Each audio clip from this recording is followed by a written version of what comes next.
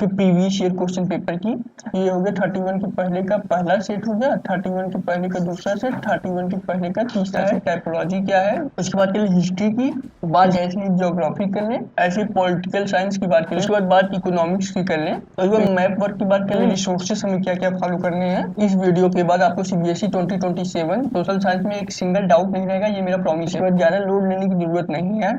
Hello to everyone, इस video के बाद आपको सीबीएसई 2027 सोशल साइंस में एक सिंगल डाउट नहीं रहेगा, ये मेरा प्रॉमिस है। एक भाई की तरह बताऊंगा, पूरी फोकस के साथ देखना। सबसे पहले बात कर ले कि हम टॉपिक्स क्या कवर करेंगे इस वीडियो में। तो हम वेटेज देखेंगे हर सब्जेक्ट का, ऑफिशियल सिलेबस जो 2027 का सीबीएसई अपने वेबसाइट पर दिया है वो देखेंगे, प्रीवियस ईयर क्वेश्चन पेपर देखेंगे, कितने शिफ्ट में पूछा था पिछली साल, क्या क्या पेपर था वो देखेंगे, मैप वर्क क्या हमें इस साल के लिए दिया गया 2027 के लिए ये देखेंगे, रिसोर्सेज क्या क्या फॉलो करने हैं to score a good marks in your board examination. तो चलिए हम स्टार्ट करते हैं वीडियो को। सबसे पहले बात करें यार वेटेज की, तो हिस्ट्री से आपका 20 नंबर का आएगा, इकोनॉमिक्स से भी 20 मार्क्स का क्वेश्चन पूछा जाएगा, और आपका ये ज्योग्राफी होगा 20 मार्क्स का, और सिविक्स भी 20 मार्क्स का ही पूछा जाएगा। तो ये एक्सटर्नल आपके जो बोर्ड एग्जाम के नंबर है वो 80 मार्क्स के पूछे जाएंगे, जो कि 20-20 नंबर के चारों हैं, और इंटरनल जो है आपको 20 नंबर का पूछा जाएगा, जिसमें आपके पीरियोडिक असेसमेंट हो गए और असाइनमेंट जो दिया जाएगा वो सब हो गया। सब्जेक्ट में आपका इंगेजमेंट कितना है, ये पोर्टफोलियो। तो ये सीबीएसई के हर स्कूल में 80 to 90 मार्क्स सबको मिल जाते हैं। अगर आप इन तीनों में बेस्ट हैं तो आपको 20 बेस्ट होने की जरूरत नहीं है, अगर थोड़े भी अच्छे हैं आप इन चारों में तो आपको 20 नंबर मिल जाएगा आराम से। इसमें बहुत ज़्यादा लोड लेने की ज़रूरत नहीं है। पर हालांकि ऐसा ना हो कि आप किसी टीचर से हाईलाइटेड हो गए हैं, बदतमीजी करते हुए पाए जा रहे हैं लगातार लगातार, तो वो एक आध दो नंबर काट लेता है। तो आप टीचर से बना के रखिएगा, बना के ना रखिए तो कम से कम अच्छे से रहिए क्लास में, डिसिप्लिन के साथ रहिए। क्लास 10th की बात है भाई, सब लोग मार्क्स पूछेंगे रिजल्ट आने के बाद, तो पूरी फोकस के साथ अपने क्लास 10th में दीजिए अपना, और 100% आपका 100 आउट ऑफ 100 आएगा। यही थिंकिंग के साथ हमें प्रिपरेशन करनी है। अब 90 इतना करेंगे तो 90 प्लस तो आएगा ही। चलिए स्टार्ट करते हैं। सबसे पहले हम बात कर लें कि पेपर का पैटर्न क्या है, टाइपोलॉजी क्या है आपकी सीबीएसई का। तो ये एमसीक्यू 20 क्वेश्चन पूछता है, इसमें असर्शन रीजनिंग भी होता है, 1 नंबर का ईच रहेगा, जो कि कैरी करेगा 20 मार्क्स।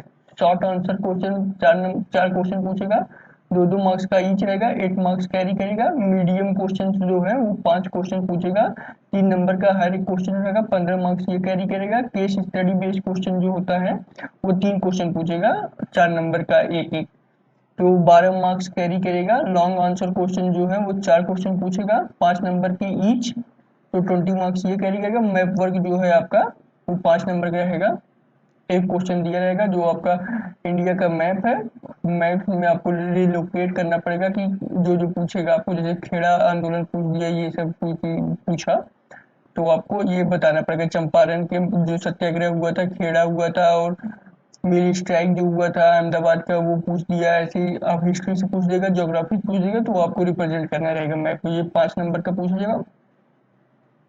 उसके बाद चलिए हिस्ट्री की। हिस्ट्री में जो आपके बुक का कंटेंट ये है वो ये है, और सीबीएसई 2027 का जो सिलेबस है चैप्टर वाइज वो ये है। तो हम बात कर लेते हैं rise of nationalism in Europe, ये आपको पूरा चैप्टर आएगा। उसके बाद नेशनलिज्म इन इंडिया, ये भी पूरा चैप्टर आएगा। अगर बात कर ले हम the making of global world, global world में आपको सब टॉपिक दिया है 1 to 1.3, यही टॉपिक्स आपको देखना है आपके बोर्ड एग्जाम के लिए। तो इन टॉपिक्स पे आप फोकस करिए, और सारा आपके बोर्ड एग्जाम के लिए नहीं है। द एज ऑफ इंडस्ट्रियलाइजेशन, ये जो पूरा चैप्टर है ये आपके पीरियोडिक पेपर में ही आएगा, ये आपके पीरियोडिक पेपर में ही आएगा, तो आप इस पे ज़्यादा फोकस न करिएगा। एज ऑफ इंडस्ट्रियलाइजेशन ये पीरियोडिक पेपर में आएगा। और जो आपका ये 1 to 1.3 के अलावा है, ये असाइनमेंट के लिए है, तो आप इस पर फोकस न करिए, बस यही ये करिए। और आपका प्रिंट कल्चर जो है ये पूरा आएगा। तो आपका पहला there is of nationalism in Europe, nationalism in India और प्रिंट कल्चर, ये पूरा आएगा। और मेकिंग ऑफ ग्लोबलाइजेशन सब टॉपिक में 1 to 1.3 ये आपको देखना है। और ये इसका ऑफिशियल सिलेबस का टॉपिक जो चैप्टर का सब टॉपिक्स है वो दिया है, तो आप चैप्टर जब कंप्लीट हो तो एक बार ये भी देख लीजिएगा, चैप्टर पढ़ते समय इन सब टॉपिक्स को भी देख लीजिएगा, सारे चैप्टर के हैं जो आप सीबीएसई 2027 के सिलेबस में दिया है। तो बात ऐसी ज्योग्राफी कर लें। ज्योग्राफी में रिसोर्सेज एंड डेवलपमेंट आपका पूरा चैप्टर आएगा। फॉरेस्ट एंड वाइल्ड लाइफ, इसमें मैप वर्क नहीं आएगा और ये पूरा चैप्टर आएगा। वाटर रिसोर्सेज पूरा चैप्टर आएगा। एग्रीकल्चर आपका पूरा चैप्टर आएगा। देख लीजिए यहाँ पे जो सीबीएसई का सिलेबस है वो यहाँ पे दिया है। मिनरल्स एंड एनर्जी रिसोर्सेज आपका पूरा आएगा। मैन्युफैक्चरिंग इंडस्ट्री पूरा आएगा। पर ये जो life line and national economy है, इसमें से ओनली मैप पॉइंटिंग आएगा, बस मैप आएगा। तो आप थ्योरी के लिए चैप्टर स्किप कर सकते हैं। मैप में हम आगे देखेंगे कि मैप में क्या क्या टॉपिक्स हैं ज्योग्राफी के। उसके बाद ये ज्योग्राफी का जो ऑफिशियल सिलेबस है सीबीएसई अपनी वेबसाइट पर दिया है वो है। तो आप चैप्टर जब स्टार्ट करिएगा इन टॉपिक्स को एक बार देख लीजिएगा। ये पूरा स्लाइड मैं आपको कमेंट बॉक्स में पिन कर दूंगा, आप वहां से डाउनलोड कर लीजिएगा पूरा स्लाइड। और जब चैप्टर पढ़ने लगेगा तो इन टॉपिक्स को एक बार गो थ्रू कर लीजिएगा।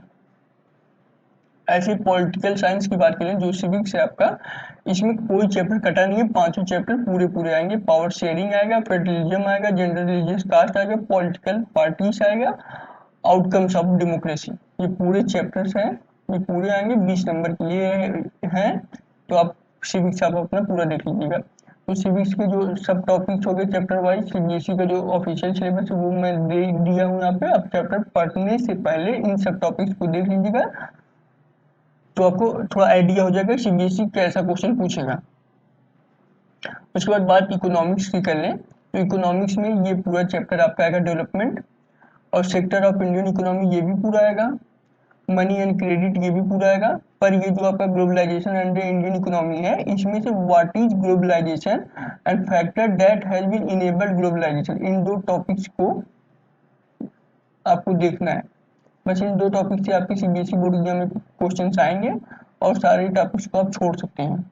और ये कंज्यूमर राइट्स है, ये सिर्फ प्रोजेक्ट वर्क के लिए ये चैप्टर है, तो आप इसे भी पूरा छोड़ सकते हैं। इन तीनों चैप्टर को आप पूरा कर लीजिएगा और इसमें ये दो दो क्वेश्चन है चौथे का ये देख लीजिएगा।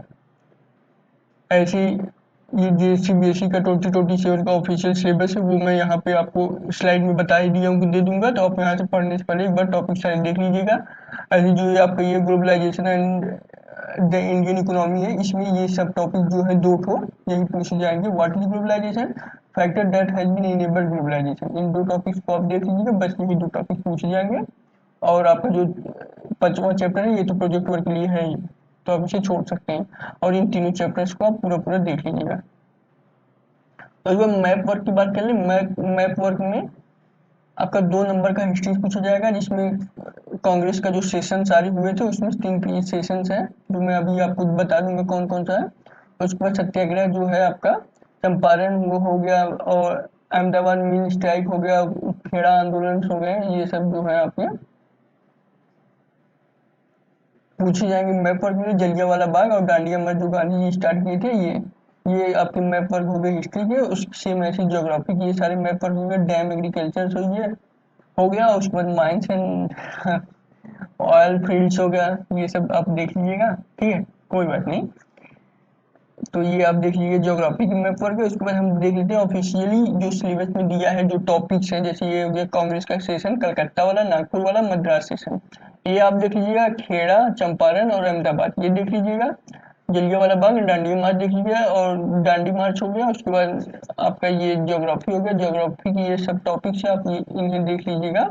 मैप वर्क में आप लोकेट करके 2-3 बार प्रैक्टिस कर लेंगे तो आपको ये याद रहेगा जो आपका वो मैप है, मैप कर लीजिएगा। आपके 5 नंबर में इसमें बहुत ज़्यादा लोड लेने की ज़रूरत नहीं है। स्टार्टिंग में आपको बहुत ज़्यादा लोड जैसे लगेगा कि अरे कैसे याद करें वैसे कैसे याद करें, पर आप 2-3 दिन लगातार लेके बैठेंगे तो आपको याद हो जाएगा, बहुत बड़ी चीज़ नहीं है।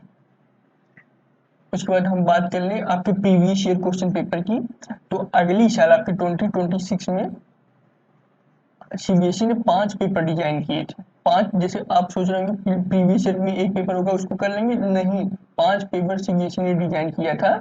31 के पहले का पहला सेट, 31 के पहले का दूसरा सेट, 31 के पहले का तीसरा सेट, ये हो गया 31 के पहले का पहला सेट हो गया, 31 के पहले का दूसरा सेट, 31 के पहले का तीसरा सेट। इन तीनों सेट में सेम नंबर ऑफ क्वेश्चंस, जो इसमें जैसे इसका पहला क्वेश्चन है वो इसमें दूसरा दे दिया है, इसमें चौथा दे दिया है, तो क्वेश्चन सारे सेम हैं और उनका नंबर ऊपर नीचे कर दिया है जिससे चीटिंग ना हो सके, बस इसीलिए। तो ये तीनों पेपर आपका सेम ही है, क्वेश्चंस आपके सेम है, बस नंबर ऊपर नीचे कर दिया है। ऐसे ये तीनों पेपर आपके सेम है, ऐसे ये तीनों, ऐसे ये तीनों, ऐसे ये तीनों पेपर आपके सेम है।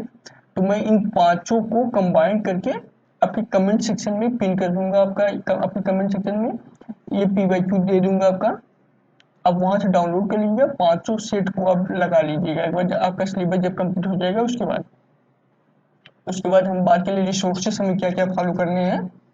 तो आप देखिए, हर लोग अपना नया बुक निकालेंगे, उसे सेल करने के लिए बताएंगे इसी से पढ़िए, इसी से टॉपर्स बनते हैं, ऐसा कुछ नहीं है। एनसीईआरटी सीबीएसई दिया है, ये बेस्ट रिसोर्सेस है आपके सोशल साइंस के लिए, इसमें बहुत ज़्यादा भागने दौड़ने की जरूरत नहीं है। आप एनसीईआरटी को एक बार अच्छे से रीड करिएगा, पीवाईक्यू आप दबा के लगाइए, बस इतना more than enough to score a good marks. तो आप ये देख लीजिएगा, बस इतना ही आपको रिसोर्सेज फॉलो करना है। उसके बाद ज़्यादा लोड लेने की ज़रूरत नहीं है। ये थोड़ा मोटिवेशन की बात कर ले तो ये आपके प्रेमानंद जी महाराज जो हैं, हमारे प्रेमानंद जी महाराज, उनका सीधा से कहना है कि जैसी स्थिति आप चाहते हो वैसी सोच रखो। अगर आपको 100 आउट ऑफ 100 मार्क्स चाहिए, अब इसी के बारे में सोचो। आपको ये सोचना है कि मेरा हिस्ट्री कितना बचा है, ज्योग्राफी कितना बचा है, इकोनॉमिक्स कितना बचा है, सिविक्स कितना बचा है, इसके बारे में सोचो। टॉपिक्स क्या क्या है, पीवाईक्यू मेरे जो आप क्वेश्चंस लगाया था उसमें मेरे कितने गलत हुए थे, ये मतलब इसी के बारे में सोचना है जो आपको लाना है। जैसी स्थिति आप चाहते हैं कि मैं रिजल्ट में अच्छा करूँ, रिजल्ट आए तो अच्छा नंबर आए, तो आपको बस उसी के बारे में सोचना है कैसे आएगा। बस इनका बहुत सिंपल सा फंडा है कि जैसी स्थिति आप चाहते हैं जस्ट वैसी सोच रखिए, दैट्स इट।